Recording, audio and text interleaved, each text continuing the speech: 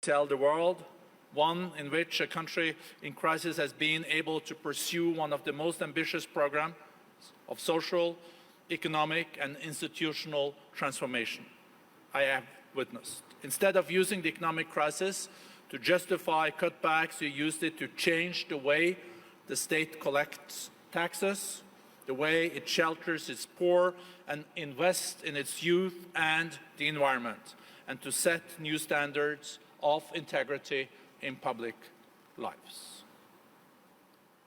Pakistan's ability to emerge from hardship stronger than before is the testament to the remarkable resilience of its peoples. Based on this, it is my great honor, Mr. Prime Minister, to welcome you here to the lectern. Thank you. Thank you very much. First of all, I would like to thank the World Economic Forum for providing me this opportunity to speak to world leaders, business leaders, media people, to give the Pakistan perspective to the world. So I want to thank you specifically for that. Let me just start by saying that I am almost as old as Pakistan. Pakistan was only 5 years older than me. So I grew up with the country. And the country I grew up was supposed to be a welfare state. The founding fathers of our country wanted Pakistan to be what was called an Islamic welfare state. And as I grew up, I had no idea what a welfare state was. So it was when as a teenager I went to England. That's when I first discovered what a welfare state is. It's humanity, it's caring about the underprivileged. And so from then onwards, I always thought that if I ever got the opportunity, I would always want my country to be a welfare state. So this is my vision.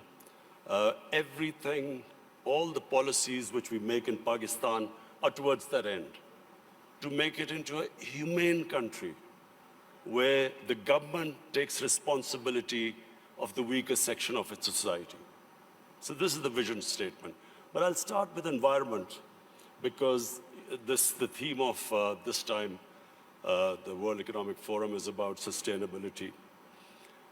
Let me just say, first of all, that the other thing about Pakistan, was this desire to see it as a humane and just society.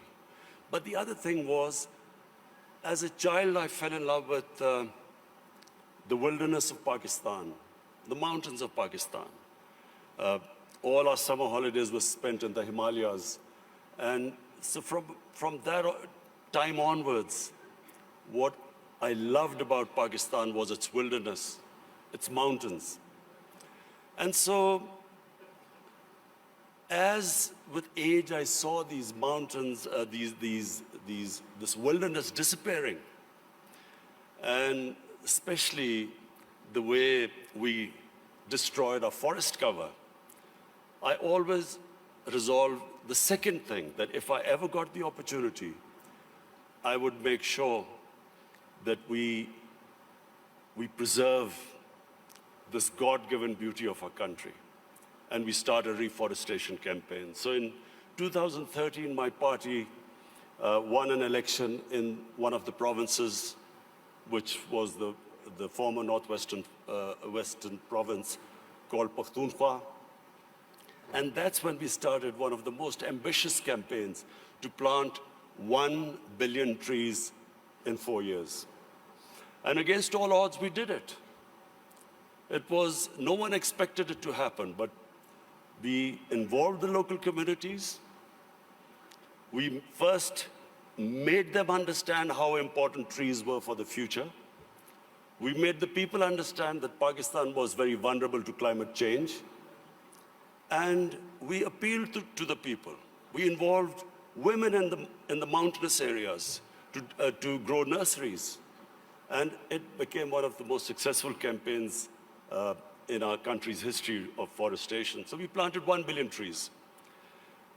So when I became the Prime Minister, I resolved that we would plant 10 billion trees in Pakistan in the next 4 years. And this is now our objective.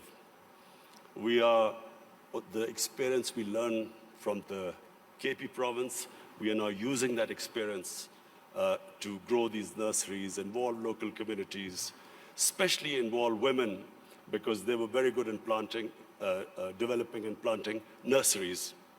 So, why is it important for us to grow trees? For 2 reasons. One, as I mentioned, that Pakistan is vulnerable to global warming. Secondly, in our cities, pollution has become a silent killer. So unfortunately, there was no plan before, and our cities got very polluted, specifically Lahore, which had the pollution levels like Delhi in India, rose high because for some reason, our planners removed 70% of the tree cover of Lahore in the last 10 years. Apart from the environmental aspect now, the third thing I realized, that you cannot make your economy grow unless and until there is peace and stability. Pakistan in the 80s became part of what was the Afghan Jihad. Pakistan became allied with the US to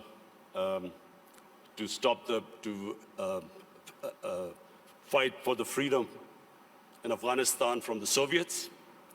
We had militant groups in Pakistan trained to do guerrilla activities in Afghanistan. Once that ended, once the Soviets left, we were left with the militant groups, and Pakistan suffered the consequences. First time ever we had militant groups in Pakistan. We had sectarian groups. We had this called the Kalashnikov culture. We had drugs coming into the country. And that was a watershed in Pakistan. Things started going wrong and as I repeat, for economy, you need stability. You need peace and order. So if you have armed militias in your country, that became one of the impediments on economic growth.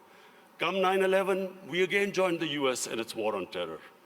This time, the same militant groups that were created, Pakistan was required to disarm them. So again, we went through this process.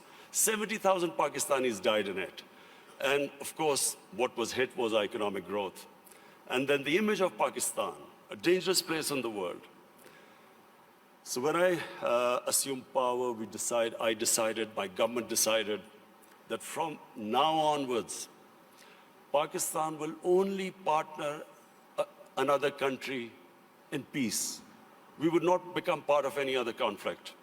We would not join any country in its conflict. And since then, we have played our part. We have tried to ease tensions between Saudi Arabia and Iran. I also tried to, between the United States and Iran, we tried to do our part, play our part in easing tensions. In Afghanistan, in the peace process now, Pakistan is partnering with the United States to get the Taliban to talk to the Afghanistan government. It is the nearest we are to some sort of a peaceful solution in Afghanistan.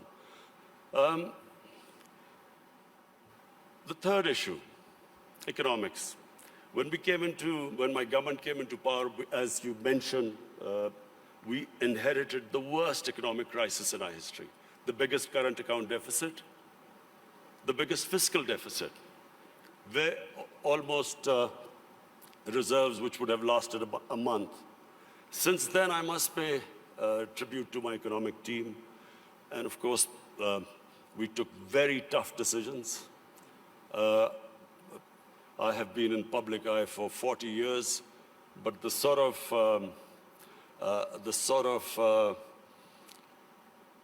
public attitude I have to face in the last 1 year, I've never faced in my life because of all these tough economic decisions we've taken. People are hurting.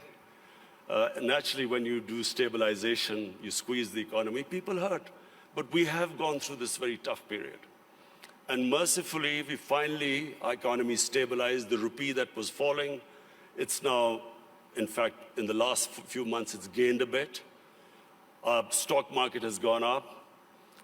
Investment in Pakistan year to year has gone up by 200%. So things are we are in the right direction, although I have to say we still have a lot of hard work to do. This year now, we are looking towards economic growth. The idea is now so that we provide employment, bring in investment in Pakistan, create the conditions. And I'm happy to say that in 1 year, according to the World Bank, that index of ease of doing business, Pakistan went up 28 points in the ease of doing business. We were in the top 10 countries, which made the biggest improvement. What are the advantages of Pakistan? Number one is our population. We are 210 million people. 60% of Pakistanis are below the age of 30. This is the real strength of Pakistan. Unfortunately, we have neglected this young population because we did not concentrate on skill development, equipping them to employ themselves, become entrepreneurs, provide young people to the industry. But now we have started a program of skill development. We have partnered World Economic Forum in this, this program of Skill Gap, and we have laid a huge amount of money for startups, young people, encouraging them to start their own businesses. This is the first time we've done apprenticeship. We are encouraging industries now to employ young people. So this is really a big source. This is a big resource which will, we hope, one day lift Pakistan. The other advantages Pakistan have, number one, is our mineral wealth. Sadly, untapped. Pakistan is sitting on one of the most precious gold and copper reserves. Unfortunately, we've had a few issues, so these reserves have remained untapped, but we have enough reserves that we can pay off all our foreign debt. We also have one of the largest gold reserves. We have rare earth minerals.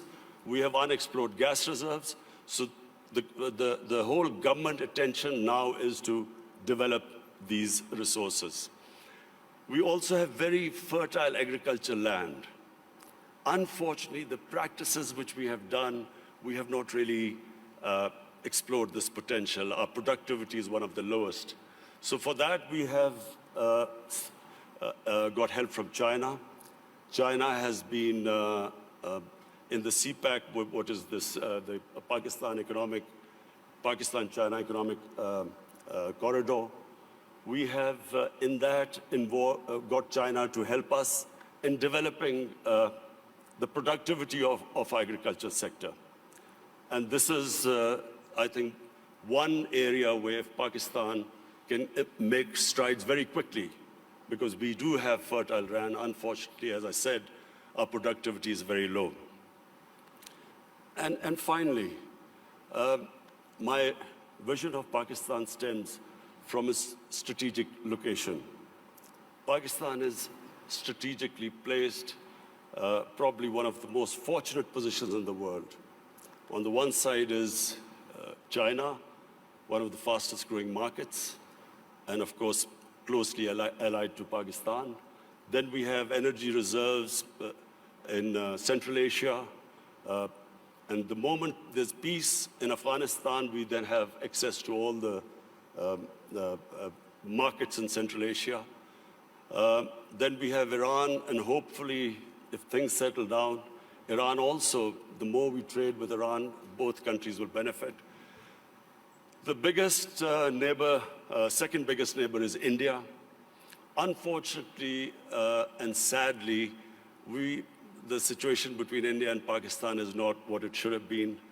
There are various reasons, and I won't go into it right now. This is not the right forum. But the moment Pakistan and Indian relationship becomes normal, trade starts between the two countries, then one can imagine the location, the strategic location of Pakistan with China on one side, India on one side, and then countries with excess energy on the western side. I am someone who believes that in Pakistan, the moment we get our governance right, that is the real issue. Sadly, our governance, in the past 30 years, the way our governance deteriorated, that was one of the biggest reasons that we have not been able to fulfill our potential as a country. The country has tremendous resources, young population, strategic located. From now on, my government's biggest challenge now is how we can improve our state institutions, so we can improve our governance, so we can tap our potential. Thank you.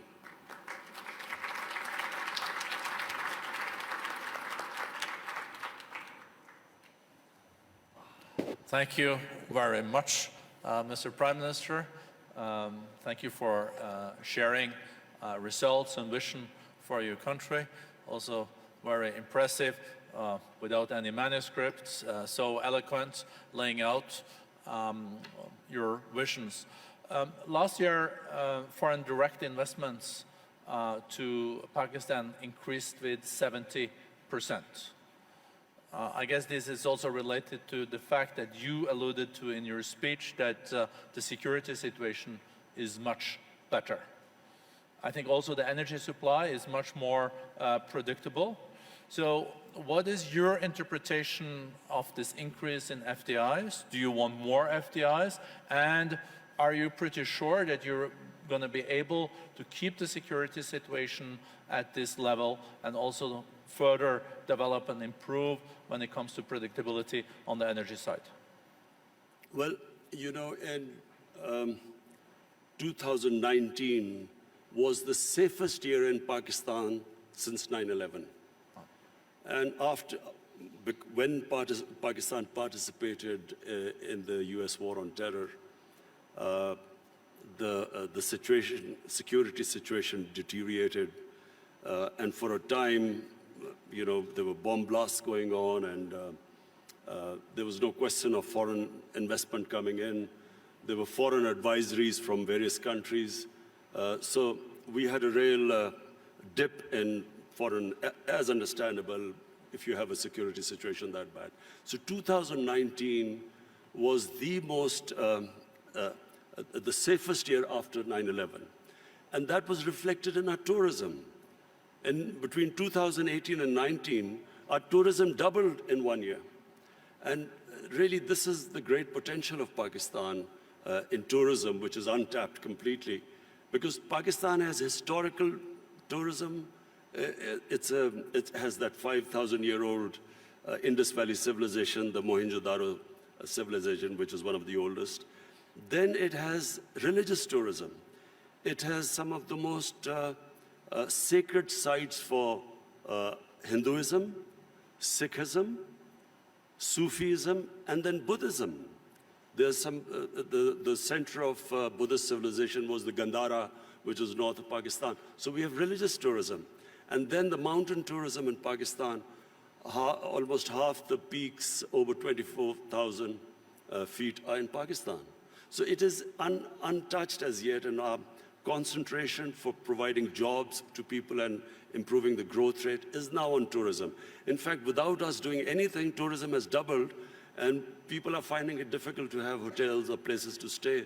So we are now inviting tourism investment in tourist resorts. So maybe I'm at least one of the few Norwegians that have visited up in the Swat Valley.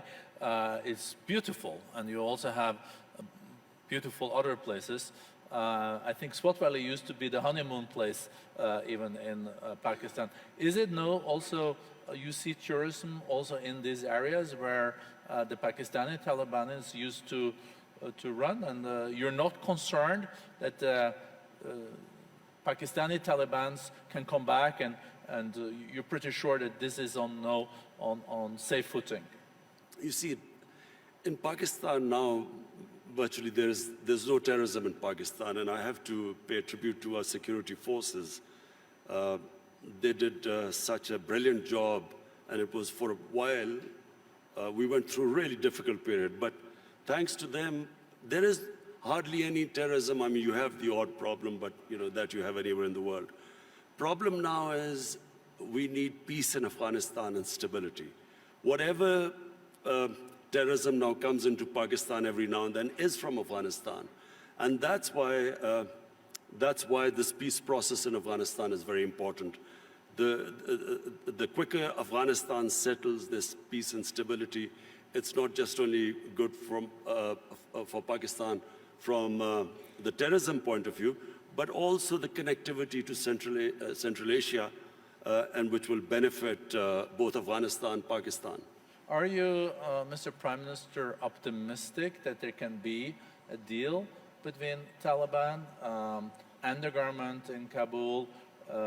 Americans are very much involved in this. You're also contributing.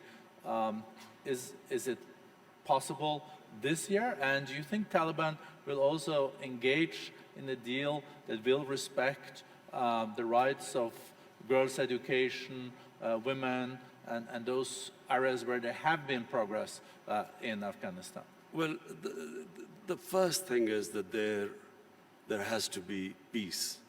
And that can only happen if Taliban and the Afghan government, they sit together and there's a political settlement. That has to be the first step. Just my view, I do not think that, the saying that you only cross the river once. What was in 2001 is not going to be now the case if and when Taliban and the Afghan government come together, because so much has happened since then. So I think it would be a completely different scenario. But the most important thing right now, and it's not going to be easy, but it is the only option, that the Taliban and the Afghan government sit together. Whenever that happens, it will have turbulence, but it is the only way forward. There is not, and there never was, a military solution in Afghanistan. Mr. Prime Minister, as you also alluded to and mentioned, you have also initiated initiatives to have Saudis and Iranians de-escalating and trying to establish dialogues. You are able, as a nation, to have pretty good relations, both Iran, Saudi Arabia, UAE, and other Gulf states. If you look at the escalation that we have seen lately, some people even talk about this Middle East being at an inflection point, and there is no way back, and there are those that are more optimistic that there will be a de-escalation. You will continue to contribute in that process, and how do you see that unfolding in the year to come after Americans killed General Soleimani and etc.? Is U.S. deterrence back in the region? Are you short-term, medium-term optimistic on de-escalation, or is this something that really keeps you up at night? Look, let me just, first of all, make a statement.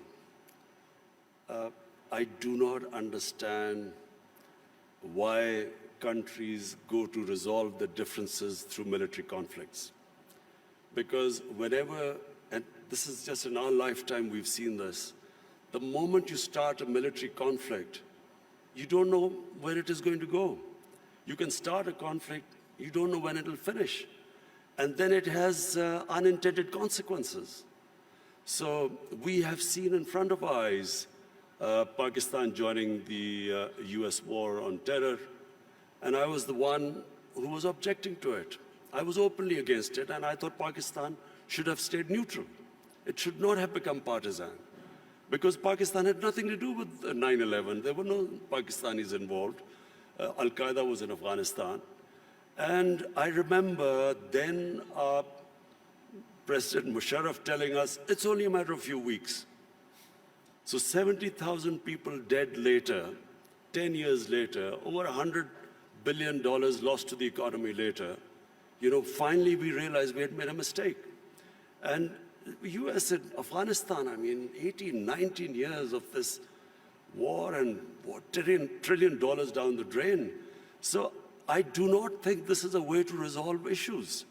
And the worst thing that could happen is if there's a conflict between Iran and the US and its allies, it'll be a disaster.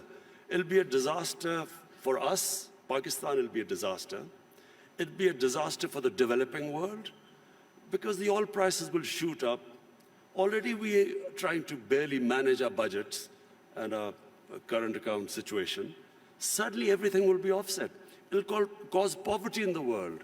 And God knows how long it will go on. So, you know, we in Pakistan pray that this does not happen. We have tried our best. We've already talked to Saudi Arabia, Iran, the United States. I spoke to President Trump yesterday, and I told him that this would be a disaster for us if this war starts. Did he agree? He didn't say anything. You can share with us. It stay in this room. No, I'm serious. He didn't say anything. But I think I think he understood, because this would be, in my opinion, it'll be insanity, because just Afghanistan is still not resolved, and you know, Iran would even be a bigger problem. Mr. Prime Minister, you also underlined, coming back to the more domestic opportunities and challenges in your country, this accelerator that we have agreed on skills and upskilling and reskilling between the World Economic Forum and Pakistan. I think there is a huge potential. I think the youth bulge, the youth of Pakistan is a huge opportunity. How important do you think education is in this context, and how do you look at the national curriculum and the madrasas and the importance of teaching world-class math and sciences? You know, the tragedy of my country, because as I said, I grew up with my country, and in the 60s, Pakistan was the most exciting thing happening in Asia. It was the fastest growing country. We were moving fastest towards industrialization, our universities. I think your GDP was even higher than India's per capita, wasn't it? It's certainly, our industrial production was more than the 4 Asian tigers put together: Indonesia, Malaysia, Thailand, and Philippines. So it was, you know, the fastest growing country. And we lost our way. One was ill-conceived nationalization, which stunted this industrial growth. We could have you know, done what China did. They created wealth, and then they used the wealth to lift the bottom tier of the population.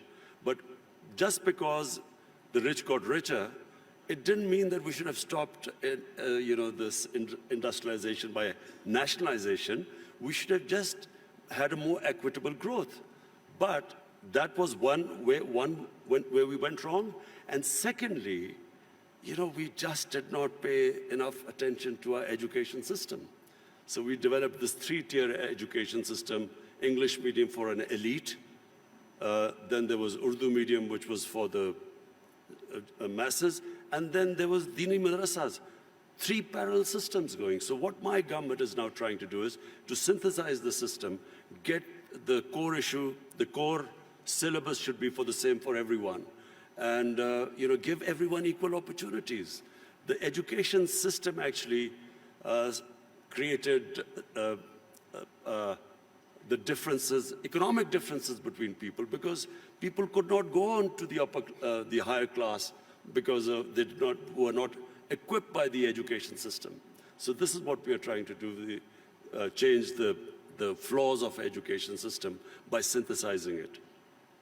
Thank you very much, Prime Minister. I see the time is out. I would have liked to continue this conversation. I think we're all very impressed with the reform agenda. We're seeing economic growth is being back. We see the foreign direct investments are there. So thank you for sharing this with the community. Well, economic growth is still coming, hopefully this year. The economy has stabilized. The growth is the second thing. As I said, I've never been insulted so much. Not insulted is not the word, but lacerated by the media. The way the media has attacked me, because of the stabilization program. But this now, 2020, is the year we want to lift our growth rate and provide jobs to our young people. And I think you can also rely on the Davos community when it comes to supporting your agenda for reforms in your country, so you get back growth and a more inclusive growth. Thank you so much, Mr. Thank Prime you.